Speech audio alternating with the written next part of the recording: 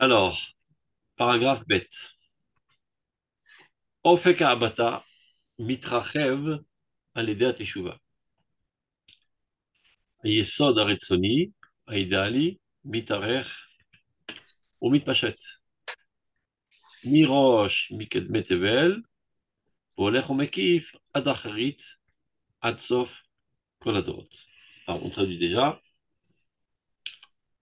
notre vision de l'horizon s'élargit grâce à la Teshuvah.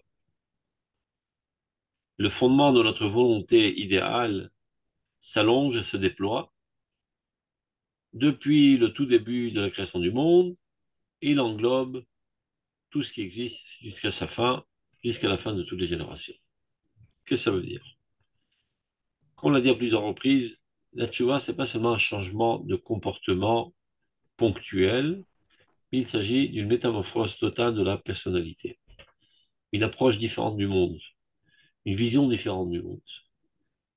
Et ça t'éduque à voir les choses de manière globale et non pas chaque point déconnecté d'un autre point et ce qui te fait vivre dans un monde de dichotomie totale. Donc lorsque tu baignes dans cette sphère de la Teshuvah, tu as une vision englobante de toute l'histoire, de tous les événements, et tu comprends que tout contribue à l'avancement du bien dans le monde, et rien n'est là par hasard. Et rien n'est là même pour contrecarrer le plan divin, même ce qui paraît à nos yeux être comme des régressions, en fait, c'est des manières de progresser qui apparaissent de manière négative, mais au fond de leur essence se trouvent des choses très positives, que ce soit de la part de l'intention de ceux qui le font, ou que ce soit par la réaction qu'ils entraînent. Au mitor godlo ve'arko. C'est juste pour imaginer ce que je suis en train de dire, parce que ça a l'air d'être trop abstrait. Comme par exemple, nous sommes témoins ces 100 dernières années d'un mouvement de déni total de la Torah. Même une rébellion, par contre, de la Torah. Alors on pourrait dire, rien ne va plus, tout s'écrabouille, tout va à contresens. C'est comme ça que donne diagnostic pas mal de rabbins. Rav Kook, avec sa vision pénétrante des choses, il nous explique en fait, ceux qui se rebellent contre la Torah et contre Dieu ne se rebellent pas contre Dieu véritablement, mais se rebellent contre ce qu'on dit de Dieu, contre les conceptions petites et réduisantes de la divinité dans ce monde. Ceci les exaspère, et donc il dit, si c'est ça Dieu, alors j'en veux pas. Mais en fait, cela découle d'une aspiration très très haute à une perception du divin telle qu'on devait le faire. Et vu qu'on a affaire à une génération grandiose, puisque on est dans la génération de la Géoula, donc on peut comprendre que Dieu, dans cette génération, a fait descendre dans ce monde des âmes à la hauteur de l'événement. Donc on a affaire à des très grandes âmes. Ces très grandes âmes ne peuvent pas supporter la petitesse qui est étouffante et étranglante. Et donc, ils s'acharnent contre tout ce qui est dit, tout ce qui est écrit, qui pour la plupart du temps est assez médiocre. Ça, c'est un. Donc ça provient d'une intention pure qui apparaît dans des comportements et dans des dires très très moches. Donc ça provient du bien. Deuxièmement, suite à cela, ça entraîne des réactions. Ça veut dire si jusqu'à présent, les enseignants de la Torah se suffisaient dans un enseignement banal et médiocre, face à cette arrogance et cette rébellion sans aucune soumission, ils commencent à comprendre que le message n'est pas à la hauteur et qu'ils sont obligés de s'ajourner et d'aller s'approfondir dans les secrets de la Torah pour pouvoir donner des réponses à la hauteur du public. Et donc, il s'avère que cette époque intermédiaire qui nous paraissait être négative et destructive, elle aussi contribue à l'avancement des choses et à l'approfondissement dans la compréhension du dévoilement de Dieu dans ce monde. Donc, c'est un exemple parmi tant d'autres, mais quels que soient les événements, rien n'est capable de mettre un croche-patte au projet divin. Au contraire, tout y contribue et ça relie le concept qui s'appelle Orosh al-Mashiach, la lumière messianique et le dynamisme constant qui fait avancer tout vers son objectif ultime. De même, la Teshuvah. La Teshuvah aussi, c'est exactement pareil. C'est ce flux divin qui provient de la source de toute être et qui abonde dans ce monde, et tout ce qu'il rencontre sur son passage, ceci lui cause amélioration, progression, sophistication, etc., etc. Bien que parfois, on a comme l'impression que ceci crée des réactions contraires, qui vont à contresens. Comme par exemple, un enfant qui mettrait une graine dans la terre en espérant que de cela pousse, je sais pas, des haricots, ou peu importe. Donc il met un haricot dans la terre, et en espérant que ça va donner un buisson qui lui donnera puis la bande des haricots. Et comme il est un petit peu impatient, après quelque temps, il creuse, et il voit que la graine qu'il a mis s'est totalement décomposée. Et ça va pas dans le sens qu'il pensait. Il pensait que ça devrait pousser, et au contraire, ça se décompose totalement. Donc, dans ce segment, il a l'impression qu'il y a une régression. En fait, c'est une partie intégrale du processus de l'avancement de la plante. Ça doit se décomposer pour que l'écorce dure n'empêche pas la force végétative d'apparaître et pour que ça puisse pousser. Mais quand tu observes seulement un segment de la droite de ce processus, parfois tu as une vision erronée et tu en arrives à des conclusions qu'on a affaire à une régression.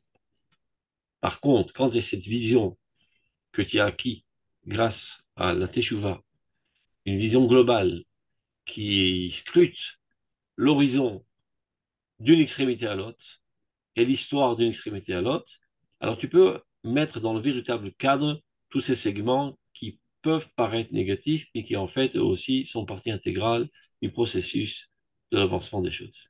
C'est ça ce qu'il est en train de dire. Ofeka bata mitrachev ala teshuva.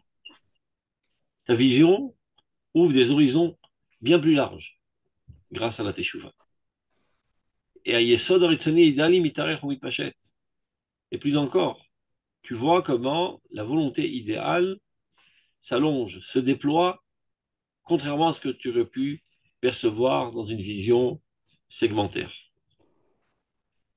Et ça t'apprend à voir les choses de manière globale. Mirosh Betevel, Adacharit.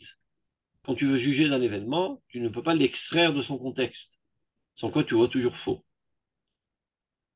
Tout événement qui est extrait de son contexte, c'est une fausse vision de l'événement. Je donne un exemple tout banal qu'avaient donné les rabbins au tout début du cinéma.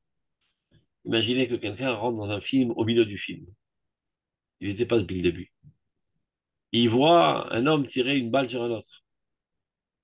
Alors il s'exclame, criminel, injustice. C'était pas au début du film.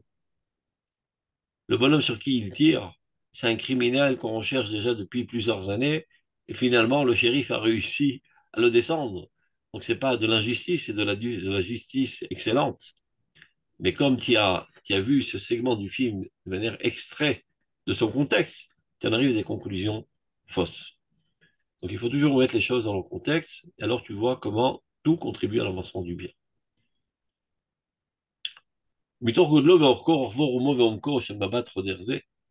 Alors partant de la grandeur, de la largeur, de l'élévation et de la profondeur de ce regard pénétrant, apparaît le bien divin et la bonté divine dans toute sa réalité.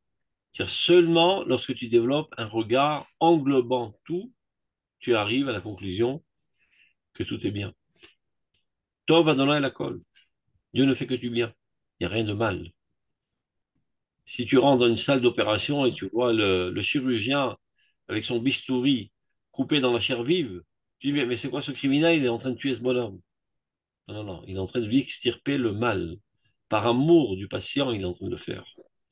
Donc même quand Dieu, parfois, nous donne des issourim, des souffrances, ce n'est pas parce qu'il nous aime pas, ou bien qu'il veut se venger, parce qu'il a été vexé et frustré, de Shalom. C'est un remède nécessaire suite au comportement qu'on a eu, qui a fait pas mal de dégâts dans notre personnalité. Et la manière d'y remédier, c'est de cette manière, Dieu connaissant la nature humaine. Et de même au niveau national, au niveau universel, etc. Tous les événements, même les plus douloureux, il faut savoir qu'ils proviennent tous du bien et de la bonté divine. Et ce n'est qu'alors que tu peux développer un regard réel de l'existence.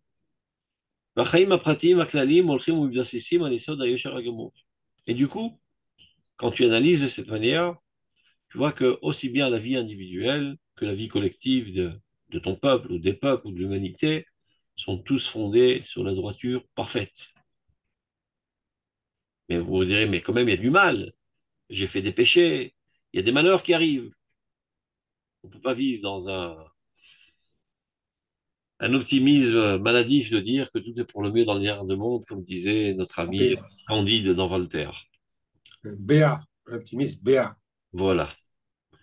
À Pegimot, sur les défauts qu'on rencontre, il y a des choses qui font défaut.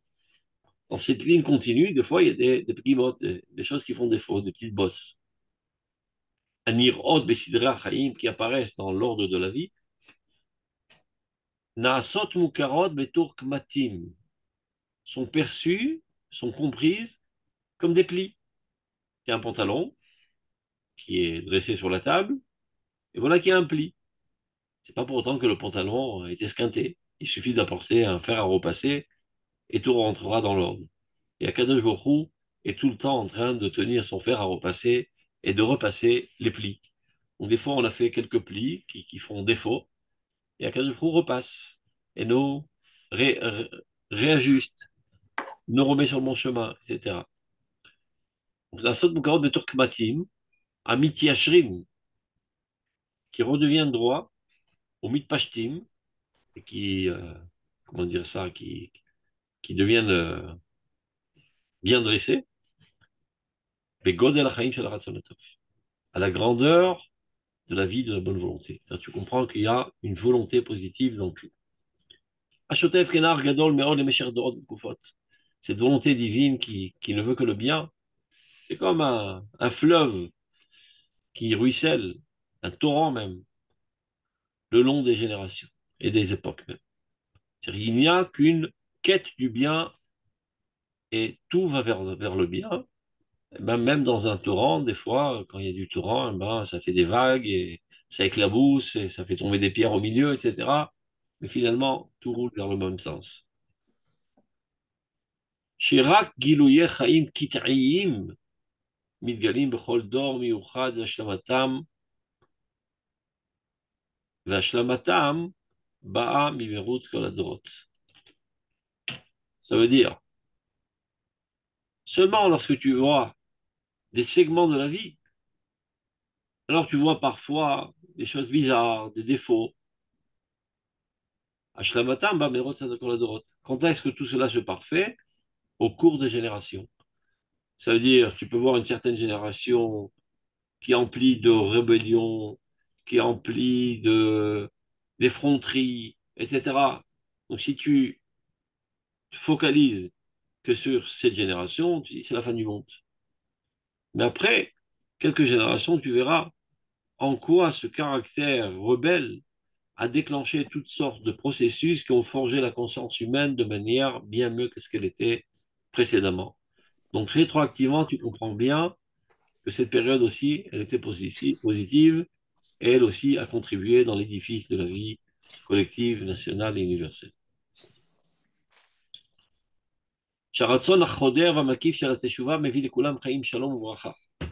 Donc cette volonté pénétrante, c'est-à-dire intérieure, qui est la teshuva n'est autre en fait que l'immersion de la volonté la plus profonde de notre âme. Mais apporte à tous de la vie, de la paix, de la bénédiction, Meleat Adanim empli de délices, Bigaluto, j'ai un point là parce qu'il en manque, Midgalé, et lorsqu'il apparaît, cette volonté, le bonheur, l'allégresse, qui sont fondées sur la justice, évidemment, pas l'allégresse d'opprimer les autres, eh ben, prennent leur place depuis le début. C'est-à-dire tout était, en fait, dirigé vers ce bien, bien que parfois on ait eu des impressions autres. Et Kol Machaniré, les Mitzar, tout ce qui pouvait paraître petit, minable. Et Kol Machan Minakiro Be'avar, même tout ce qui pouvait paraître parfois moche dans le passé. Il s'avère rétroactivement que ceci est rempli de splendeur et de grandeur.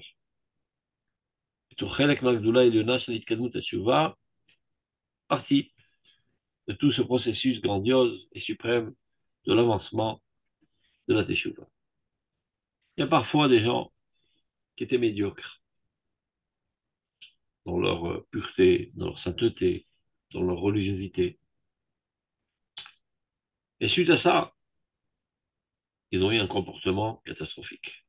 Un événement qui les a fait chuter très très très bas. Et ils ont fait un très gros péché. Et d'après ce gros péché les amène à une prise de conscience, un examen de conscience. Et qui les remet finalement sur le bon chemin de manière bien plus haute que ce qu'ils étaient avant d'avoir péché.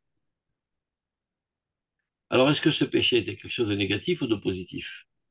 A priori négatif. Mais quand tu vois ce qu'il a déclenché, il s'avère que dans la profondeur de son essence, il y avait un facteur très très positif.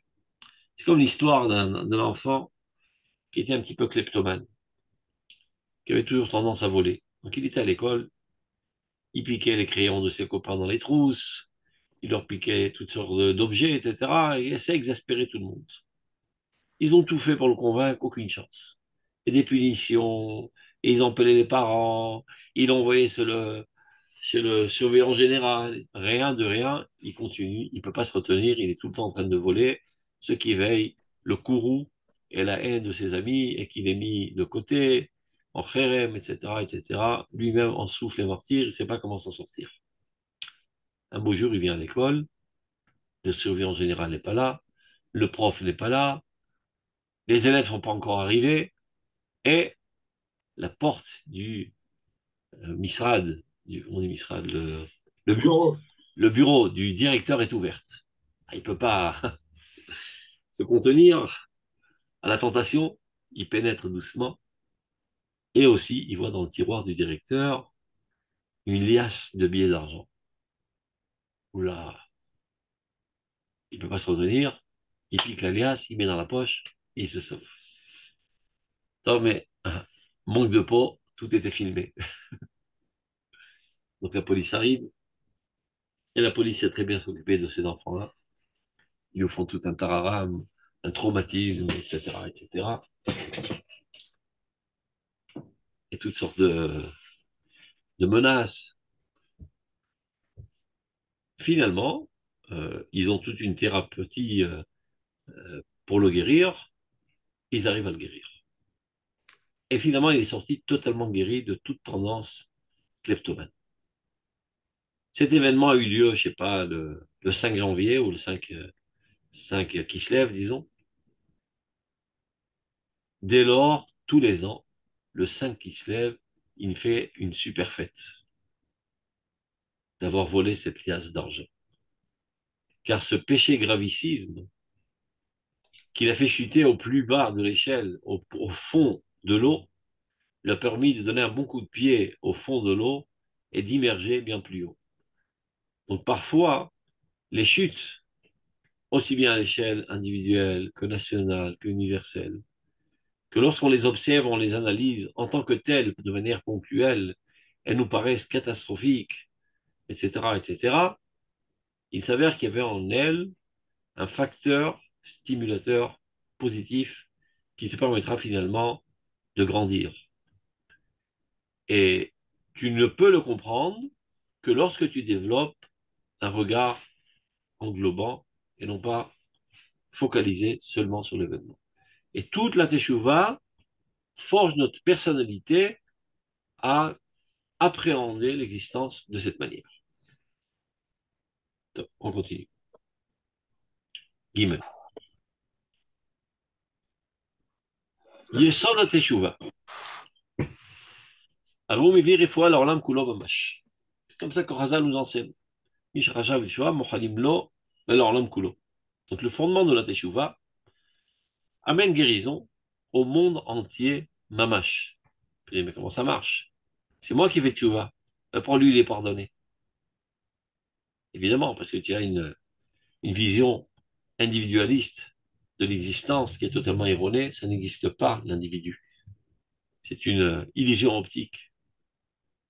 La même âme qui te fait vivre est la même âme qui fait vivre tous les juifs. Et la vitalité divine qui court dans tous les mondes, elle est une. Donc on parle d'un organisme. Alors, de la même manière que si j'injecte de la vitamine dans un de tes membres, il restera pas concentré dans ce membre, mais elle se propagera dans tout le corps. Lorsque toi tu fais tes chouvas, c'est-à-dire que tu permets au flux de divinité de te pénétrer, tu es injecté de vitamines divines. Et donc, du coup, ça se propage. Donc, tout Klal Israël, et Klal Israël est le cœur de toute l'humanité, et l'homme est le cœur de tout l'univers. Et c'est ainsi que ceci apporte Refoua au monde entier, Mamash. Ce n'est pas une allégorie, ce n'est pas une métaphore, ça fonctionne, Mamash, de cette manière. Et il faut savoir que ça a double sens, d'où la responsabilité très lourde qui repose sur tes épaules. Parce que quand il y a une vision individuelle des choses, tu peux arriver à une conclusion que ça vaut le coup. C'est vrai que je me ramasse une tannée, et pour l'instant, j'en profite, j'ai du plaisir.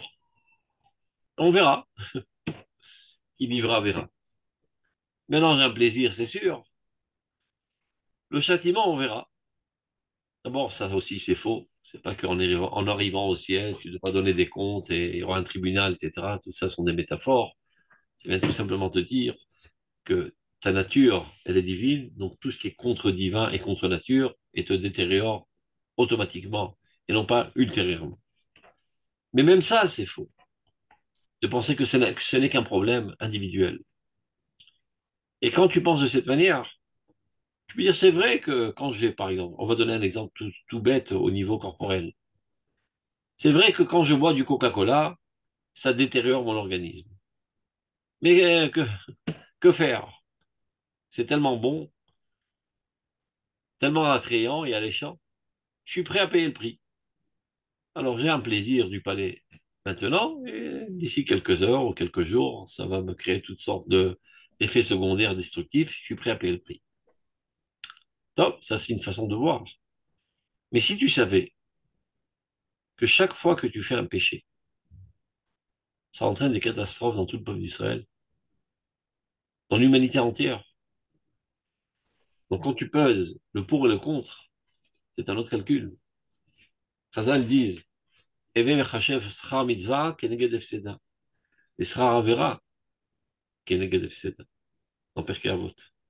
Sois toujours en train de calculer la récompense d'une mitzvah face à la perte. Parce que quand tu fais une mitzvah, ben, tu perds quelque chose, tu perds de l'argent, tu perds du temps, tu perds de l'énergie. Tu dois rendre un oulave, mais il faut le payer ce oulave.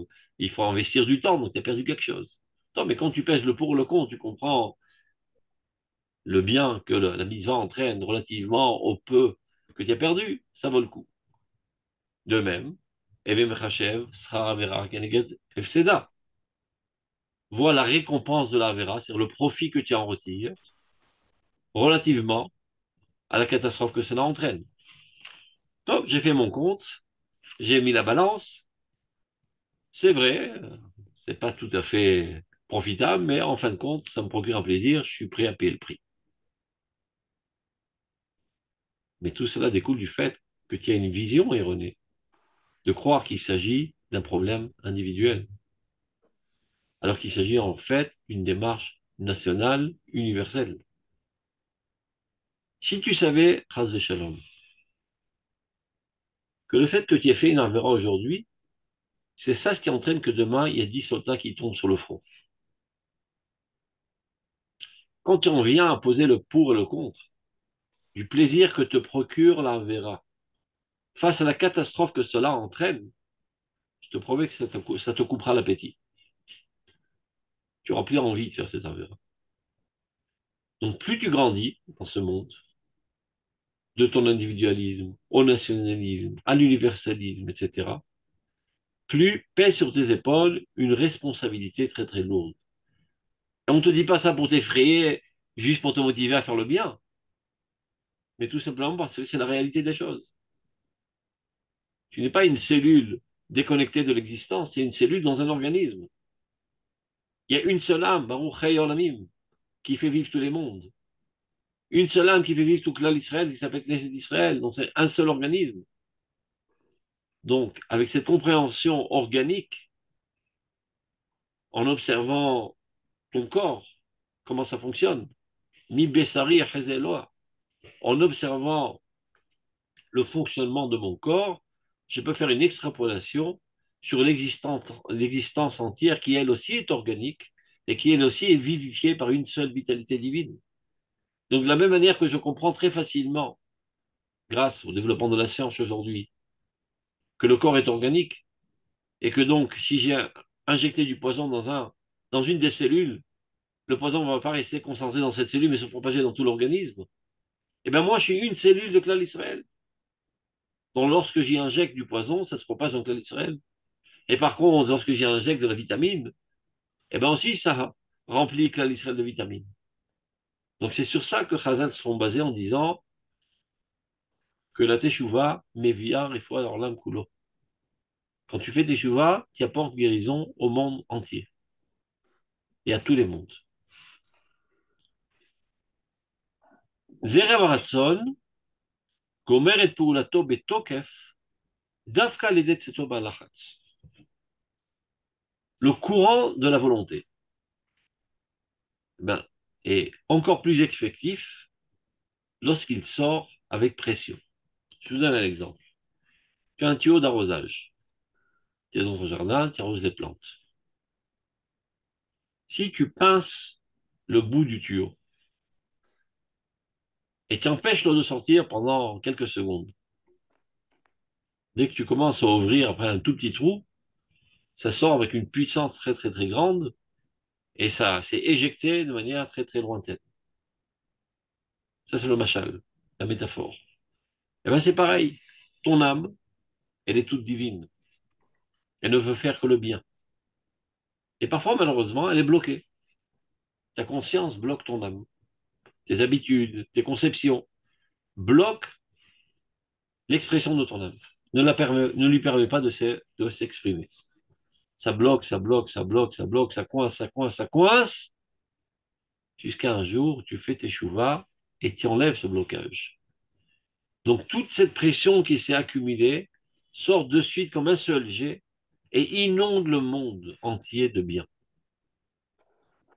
Donc, un Baal Tshuva qui, depuis bien longtemps, baignait malheureusement dans des mondes d'impureté, de saleté, etc., etc., et donc, sa volonté intérieure, qui est la volonté de son âme, n'a pas pu s'exprimer. Et voilà qu'aujourd'hui, il fait Teshuvah. Donc, il écarte toutes ces entraves de ses comportements, de ses pensées, de ses sentiments, etc., qui réalisaient des barrages à l'expression de son âme. Du coup, son âme apparaît dans toute sa vigueur très très fortement et inonde le monde entier de lumière et de bonté qui était en elle. C'est ça ce qu'il dit. Zerem Aratzon, le courant de la volonté, Gomer et Peulato, arrive à être actif de manière très très forte, Betokef, avec vigueur, Dafka Ledes Teto Malachatz, lorsqu'il sort de cet état de pression qui était précédemment. Et alors, Baalet Teshuvah, Mamshichin Bechela Yatir et Oz Achaim Mekoratov. Les Baalet Teshuvah, ceux qui font Teshuvah, arrivent à tirer avec énormément de force la puissance de la vie de la source du bien. C'est-à-dire la vie divine qui courait vers lui et qui était bloquée voilà, depuis plusieurs années. Maintenant, il s'ouvre, et ben, ça afflue très très fortement. Et alors, Amasim, Vabruim, Kulam, Klulim, Beavayatam, Im Ometzaratson, Amit Galem, Baadam, Bezif Tifarto. Toutes les créatures sont tous englobées dans leur existence avec cette volonté sont, on va dire, ils sont noyés même, ils sont arrosés de cette volonté emplie de vigueur qui se réalise et qui se concrétise dans cet homme, dans toute la splendeur de, dans tout l'éclat de sa splendeur. Nitrafim Sodot, la Kochot Vatoladot, El Kol Ruach, et tous les éléments positifs qui étaient coincés, maintenant se poussent les uns les autres. Et ça va dans tous les sens. Mimesim Or Chaim Shita Veseder. Mais qui va mettre de l'ordre dans tout cela? La friarto pour faire pousser du bien dans ce monde. La sour mimokeshra pour s'écarter de tout piège de mal. Aratson anal. La volonté suprême, la volonté du bien. Il y a toutes sortes de forces qui agissent dans ce monde et qui éclaboussent dans tous les sens. Qui met de l'ordre dans tout ça? Aratson anal. La volonté suprême, la volonté du bien. Oza Moussar, la puissance de la morale. Amir Maspeklar Hachel Mala, qui nous éclaire du réellement du puits suprême, qui provient de la Torah qui a été donnée à Moshe Rabbeinu, Maspeklar Amira. En un mot, qu'est-ce que la Torah nous dit? Soyez bons. C'est ça toute la Torah. Toute la Torah, c'est un détail dans des milliards de sous-détails d'une seule direction. Tov Adonai Lakol, Valachama Valkol Ma'asav. De rajouter du bien dans ce monde. C'est ça le combat constant du peuple d'Israël depuis le tout début de son existence. Il essaye d'écarter les ténèbres, l'obscurantisme, la barbarie de ce monde et l'éclairer et l'amener à l'amour du bien. Hanouka, on allume des bougies, on éclaire l'obscurantisme du monde, on rajoute de la lumière dans ce monde. Mais les gens qui baignent depuis bien longtemps dans la barbarie et la cruauté n'aiment pas le bien. Ça les exaspère. Ça les empêche d'exprimer en toute liberté leurs tendances cruelles, sales, médiocres et moches. Et c'est ce qui fait qu'ils ont une telle haine envers le peuple d'Israël. Car la seule et unique cause de l'antisémitisme, c'est la haine de la morale et de la justice. Et vu que l'humanité, pour l'instant, se trouve là, dans la cruauté, dans la médiocrité, dans la méchanceté, etc., elle n'aime pas les paroles de morale, qui empêchent l'âme barbare qui est en elle pour l'instant de s'exprimer en toute liberté. Et c'est ça ce qui amène à la haine d'Israël. La haine d'Israël n'est autre que la haine de Dieu, la haine de la morale, la haine du bien. Vous me direz, mais aussi ils ont Tselem Elohim. Évidemment qu'ils ont Tselem Elohim. Mais il est enterré sous un amoncellement de poubelles, de manière qu'il est presque pas perceptible. Mais le peuple d'Israël ne perd pas conscience. Il est persuadé qu'à longue échéance, il réussira à réallumer la flamme qui se trouve dans tout être humain. Et si ce n'est cette certitude, il y a bien longtemps que nous aurions arrêté de vivre. Ce qui nous a donné la force de vivre, même dans les situations les plus critiques, dans les époques les plus ténébreuses et les plus douloureuses que nous avons rencontrées, c'est cette certitude qu'en fin de compte, cette guerre, on la gagnera. La guerre du bien contre le mal. Et d'où proviennent ces certitudes? Ben, sur la connaissance du fait que dans tout être humain se trouve une étincelle divine. C'est l'Elohim. Alors c'est vrai qu'elle est enterrée très profondément, mais notre flamme est tellement grande qu'elle a la force de réanimer ces étincelles et les transformer, elles aussi, en flammes. C'est ça toute la force du peuple d'Israël, c'est ça ce qui lui donne la force de faire face à tous les défis et d'en ressortir toujours victorieux. Donc, Begilui Da'at, Shel Goy Kadosh, Nasim Amasim Kulam Aguda Achat La'asot Et Retzon HaMelech.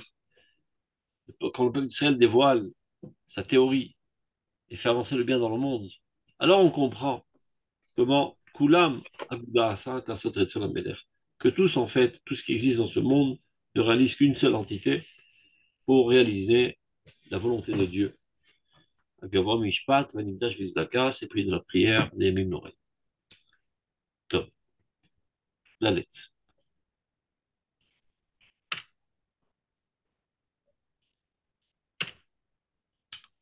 Rifion Ratson, Abba Mitor, Ashikua Tediri Betchuva, Afapi Shukhulsha Gufanit Venafshit, Shitzricha Refoua. מכל מקום, יש בה גם כן הרבה מן העדינות והאצילות, המזככת את הרוח, ועל כל פשעיה תכסה אהבה. De quoi parle-t-il?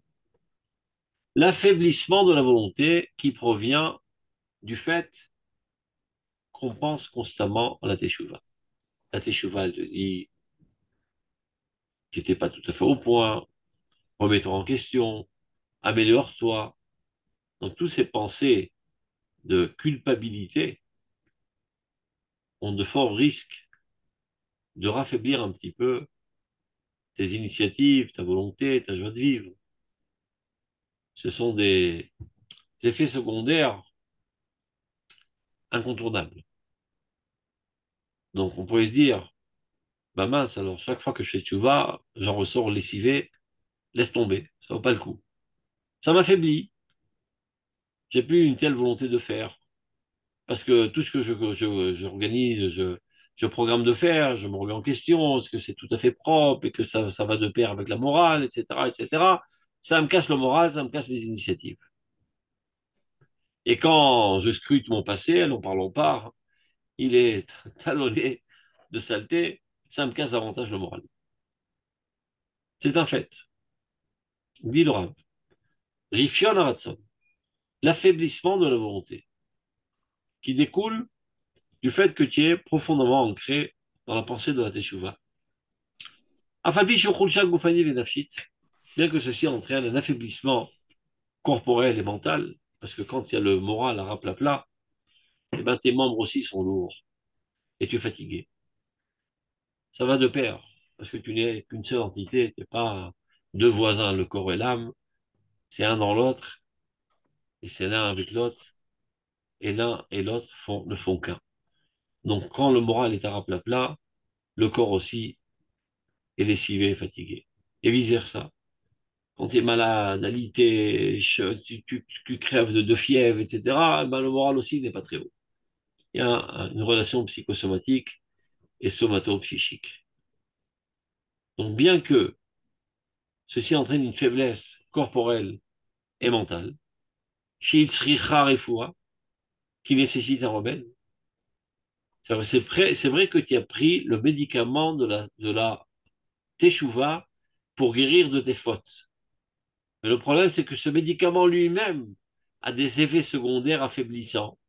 Donc maintenant, il faut prendre un remède pour guérir des effets secondaires du médicament. Donc, afalpi chez Tzricha Refoua, bien que cela nécessite, איפה זה? là, afalpi chez Tzricha Refoua, mikol makom, yesh ba gamken arbe minadinut vatzilut. Malgré tout cela, il y a en cela énormément de délicatesse et de noblesse. Parce qu'en fin de compte, ça te fait sortir du puits de l'impureté, de la grossièreté, de toute autre faiblesse, et ça t'élève à des sphères autres. Alors c'est vrai que tu en ressors parfois un petit peu fatigué, cassé moralement, mais ça vaut le coup de payer ce prix pour t'élever vers la noblesse. Ce qui ne veut pas dire que ceci ne nécessite pas aussi un deuxième remède. C'est comme ça que le Rav Kook explique la proximité de Sukkot après Yom Kippour. On a passé 40 jours pour les Sfaradim du mois à faire les Slichot et Rosh Hashanah Yom Hadin, le jour du grand jugement, et Yom Kippour, on a prié, on a jeûné, on a pleuré, etc., etc. On en ressort purifié, nettoyé, mais aussi lessivé et foutu, et fatigué, et crevé même parfois. Donc maintenant, il faut aller en maison de reconvalescence. Tu sors dans la souka, tout est frais et vert, dans la nature, et ça marche avec Hagecha, tu dois te réjouir, etc., etc., pour retrouver ta joie de vivre. Il compare cela, à l'époque, c'était les remèdes. Quelqu'un qui aurait eu une maladie gravissime et que pour le guérir, on lui a fait un électrochoc. La gaffe que vous le sachiez, ça existe toujours aujourd'hui dans les hôpitaux psychiatriques. On ne sait pas comment ça marche, mais ça marche. Et des fois, des gens qui, pendant très longtemps, ont pris toutes sortes de médicaments psychiatriques, ça ne les a pas aidés. Ils sont dans une dépression profonde. On ne parle pas de quelqu'un qui est un petit peu déprimé. Quelqu'un qui est vraiment dans une psychose très, très grave. Il est déprimé, de quoi être alité pendant des mois, et il est immobile, il ne peut rien faire. Et bon, on ne sait pas comment ça marche. On lui met des électrodes dans le crâne, un coup d'électricité de manière qu'il ait des soubresauts même. Il se relève, tout frais.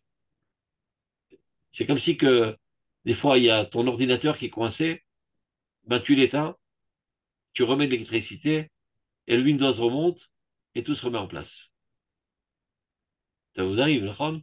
Quand tout coince, comme ce qu'on vous dit, ben, éteignez l'ordinateur et rallumez-le. Et ben, des fois, c'est le remède qu'on fait dans les hôpitaux psychiatriques. Donc, à l'époque, on faisait ça pour presque toutes les maladies. Donc, c'est pour ça que le Rav Kook se sert de ce machal. Donc, c'est vrai qu'il a fait un électrochoc qui a extirpé la maladie de ton corps, mais cet électrochoc a fait pas mal de dégâts aussi. C'est des effets secondaires. Maintenant, il faut guérir du remède de l'électrochoc. Donc, il dit le Rav, évidemment, que lorsqu'on fait tchouva, il y a des effets secondaires d'affaiblissement de la volonté, à cause de l'examen de conscience, de la remise en question, de la culpabilité, etc., etc. Mais malgré tout, ça vaut le prix. Ça vaut le coup de payer ce prix, vu la totsa que tu reçois. On dit totsa en français, le résultat. Tu es aussi du plus profond de l'abîme, de l'impureté. Maintenant, tu es éclairé à la lumière de la délicatesse et de la noblesse. Amizakechet et tarouar, qui purifie l'esprit. Valkol pshaya techase ahava. C'est-à-dire, malgré toutes les délits de la teshuva, l'amour qu'on a envers elle a le dessus.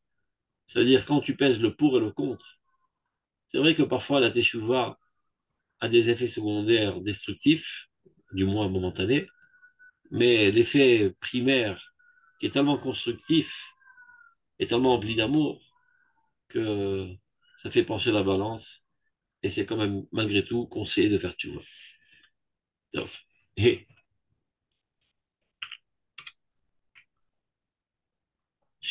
כשעוסקים בתשובה, צריכים להגדיר ביותר את מהותם של הטוב והרע, כדי שהחרטה וזעזוע הרצון מחיוב לשלילה ייפלו רק על הרע ולא על הטוב. Alors, première directive. Lorsqu'on fait des choix, d'abord et avant tout, il faut savoir définir parfaitement l'essence du bien et l'essence du mal. C'est-à-dire, qu'est-ce qui est défini comme bien, qu'est-ce qui est défini comme mal, afin que le regret et le tremblement de notre volonté, qui nous fait passer Michiou Veshlila, du bien au mal et du mal au bien. Il pour à Kalara de retomber sur le mal et non pas sur le bien. Considérons la Teshuvah comme un canon qui tire des obus sur l'ennemi. Tiens en toi, dans ta personnalité, des cellules ennemies, des cellules malades qu'il faut exterminer. Ben, tu prends ce canon et tu tires des obus sur ces cellules, et c'est comme ça qu'il extirpe et tu élimines toutes les cellules malades dans ta personnalité. Mais si tu t'es trompé, tu pensais qu'elles étaient malades alors qu'en fait elles sont en très bonne santé, ces cellules, eh bien tu as tué pour rien des partiels de ta personnalité. Donc, Atachonen Adam Darat, Ashivenu Avinu Toratecha. C'est l'ordre des brachot. Qui mène date, tu vas venaï. Si tu n'as pas de savoir comment faire tu vas, tu peux, par erreur, considérer le bien comme le mal et le mal comme le bien, parce que tu n'as pas étudié la Torah, et décider que certains comportements ou certaines aspirations qu'il y a dans ta personnalité appartiennent à la catégorie du mal, et de les bombarder, et de les détruire. Et en fait, tu t'auto-détruis pour rien. Il y avait énormément de choses très positives en toi que tu as décidé de détruire par erreur. Donc, avant de déclencher le processus de la teshuva, qui est comme un tir à canon d'obus, définis exactement l'objectif. Vers quel objectif tu dois tirer ces obus dans ta personnalité? Je vais donner un exemple tout simple. Il y en a qui pensent que c'est quoi la modestie? C'est de se considérer comme un torchon de cuisine. Et s'il y a trop d'ambition, d'initiative, etc., c'est un manque de modestie. Grosse erreur. Fausse définition de la modestie. Je dis pas, c'est-à-dire, il s'est trompé, c'est pas la fin du monde. Si, c'est très grave. Parce que s'il pense que ceci est négatif, sans aucun doute, il va tout faire pour effacer cela de sa personnalité. Et ça deviendra quelqu'un qui sera une locumène, pensant que les initiatives, pensant que la confiance en soi, ce sont des choses négatives. Il va les éliminer de sa personnalité et de devenir finalement un déchet humain et un débris. Suite à sa teshuva qui a été orientée vers des choses de sa personnalité qu'il considérait comme négatives alors qu'en fait elles étaient positives. Et ainsi de suite. Donc d'où la nécessité cruciale d'étudier exactement qu'est-ce qui est le bien, qu'est-ce qui est le mal. Et non pas seulement au niveau de la halakha, qui est évidemment très très très très important, mais aussi, et encore, et peut-être plus que tout, au niveau des traits de caractère. Si tu définis qu'un trait de caractère est négatif, par ta fausse compréhension de la Torah, sans aucun doute qu'à courte ou longue échéance, tu annihileras ce trait de caractère de ta personnalité. Alors qu'en fait, c'était une perle que tu as esquintée pour rien. Et quand tu te tires à bout portant, l'instinct de conservation ne te laissera pas faire. Il verra en la teshuva un ennemi contre sa vie et l'empêchera la teshuva d'agir sur ta personnalité. Donc c'est une double catastrophe. D'abord, tu as porté atteinte à des partiels positifs de ta personnalité. Deuxièmement, tu as déclenché en toi une haine de la teshuva, de manière consciente ou inconsciente, car il s'avère que ce facteur est un facteur destructif. Et l'instinct de conservation que Dieu a gravé dans ta personnalité fera son travail et écartera de toi toute pensée de teshuva dans l'avenir. Et si cela a toujours été vrai dans toutes les générations, à plus forte raison dans notre génération qui se caractérise par une volonté très très forte de vivre à plein poumon. Nous sommes dans la génération de la résurrection nationale.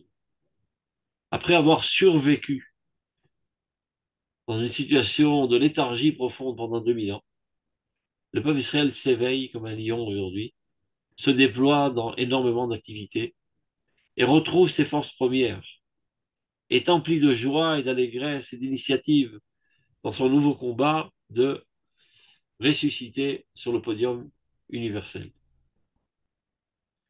Et voilà qu'arrivent toutes sortes de messages qui te disent, eh ben non, il faut être modeste, il faut s'annuler, il faut se considérer comme un moins que rien. Et tout ça, ça démoralise. Ça casse toutes les ambitions et toutes les initiatives. Donc si c'est ça la Torah, qui réalise une entrave à la résurrection nationale, la première des choses qu'il y a à faire pour le bien du peuple d'Israël, c'est de tirer à bout portant sur tout ce qui a une odeur de foi, de crainte de Dieu et de religiosité.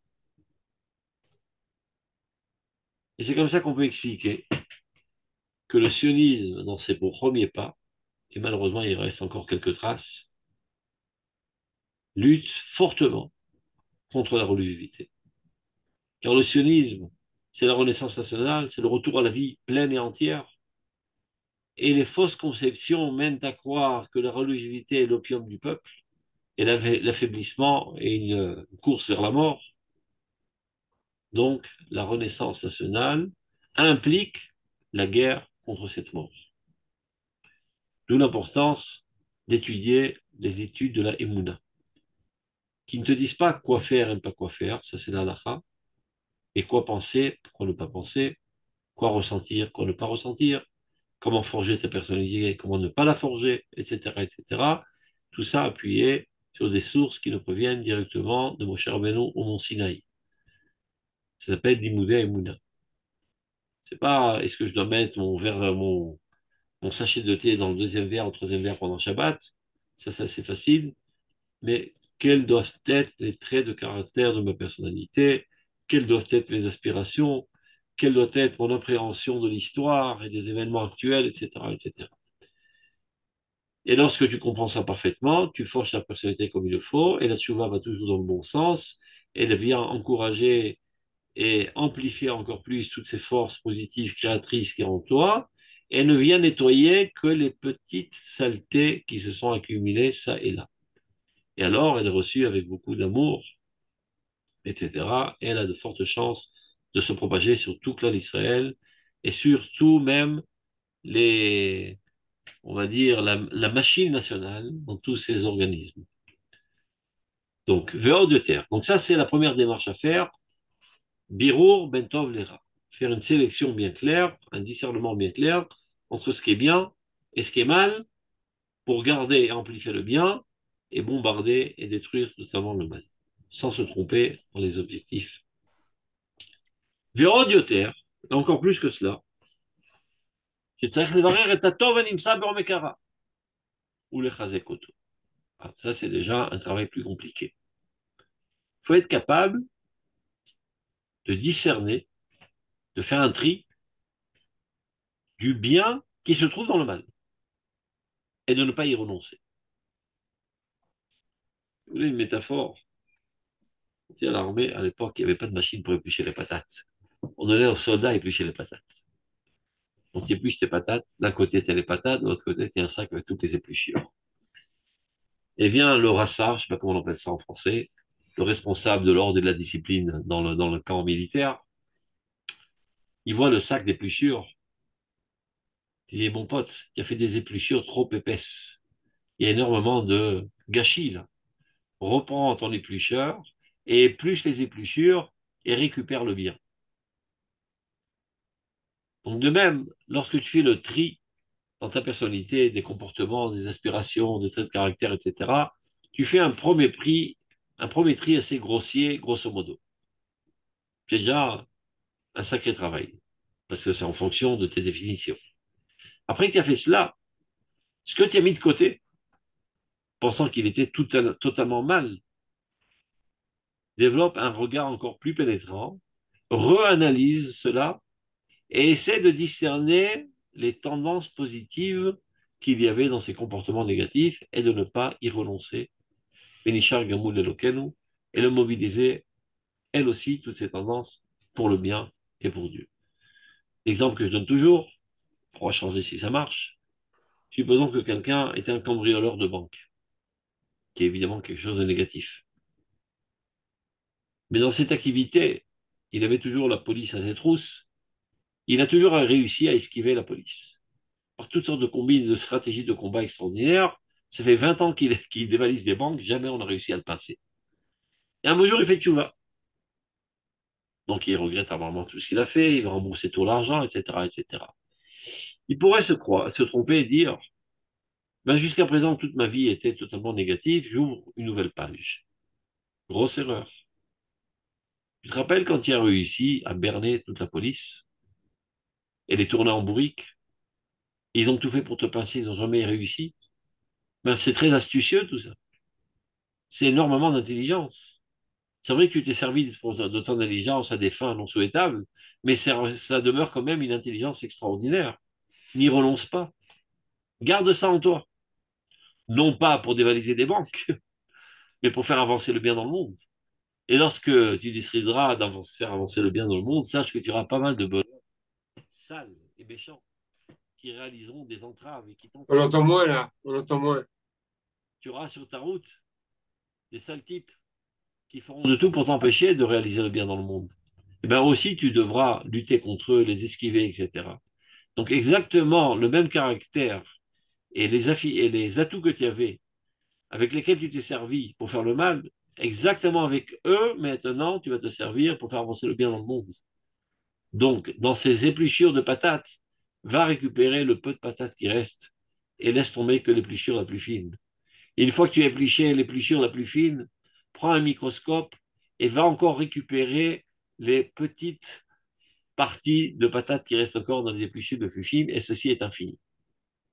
Toujours récupérer la positivité qui est dans tout. D'abord, de le trouver et le renforcer. Avec exactement la même force avec laquelle on s'écarte et on s'évade du mal. Afin que la tchouva soit une force qui te fait agir dans le bien et non pas quelque chose qui affaiblit ta personnalité. Si tu étais jusqu'à présent un Superman, bien que tu t'en aies servi pour des fins non louables, ne renonce pas à être un Superman. Continue d'être un Superman, mais pour les idéaux louables. Cette approche, c'est elle qui est capable véritablement de transformer les péchés en mérite. Ça veut dire les mêmes atouts, les mêmes traits de caractère que tu avais, qui eux ont servi à des fins sales, tu t'en sers maintenant pour le bien. Donc ces traits de caractère qui étaient appartenant à la catégorie du mal, à partir de maintenant, ils appartiennent à la catégorie du bien, et c'est comme ça qu'il a transformé des parcelles de ta personnalité du mal au bien. La Perse de notre l'Estruyot. Tov, Koltouf, portez-vous bien, à la semaine prochaine. Merci d'avoir visionné cette vidéo. Je vous invite à vous abonner à notre chaîne InMode pour plus de replays, de conférences, de cours, d'interviews. Cliquez sur le bouton juste ici et vous êtes abonné à l'InMode. À très bientôt.